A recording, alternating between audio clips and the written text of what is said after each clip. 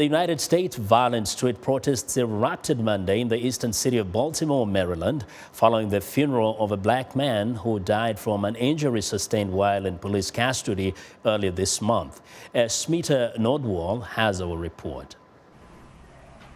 Maryland Governor Larry Hogan declared a state of emergency in Baltimore, and public schools in the city are closed Tuesday.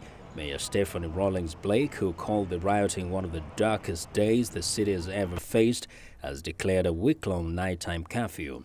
Firefighters continue to battle several blazes across Baltimore well into the pre-dawn hours Tuesday, including a church-run senior center that was still under construction. My heart is obviously broken because somebody did not understand that we were for the community. Somebody didn't understand that we were working on behalf of the community to invest when nobody else would. We wanted not to see gentrification and further injustice, but we wanted to see this community rebuilt for the existing residents of Broadway, East Baltimore. The violence began as hundreds of high school students marched toward a local mall after classes are dismissed for the day, then spread out across several neighborhoods, overwhelming the police department's ability to respond as the protests turned violent. Protesters looted and burned dozens of businesses and vehicles and threw rocks, bricks, bottles, and other objects at riot police. Police Commissioner Anthony Betts said 15 officers were injured in the clashes, including 6 who were hospitalized. At least 24 people were arrested. As the rioting raged late Monday night, Gray's family called for the rioters to stop.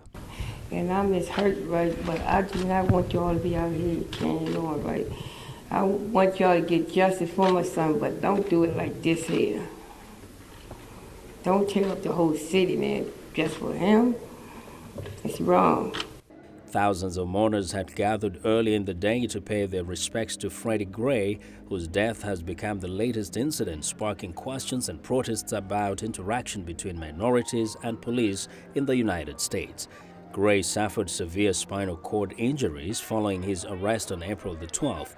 Officials said he was not restrained properly while being transported in a police van. Police Commissioner Betts said officers were slow to recognize that Gray, who apparently had asthma, needed medical attention. 6 officers who had contact with Gray have been placed on paid administrative leave.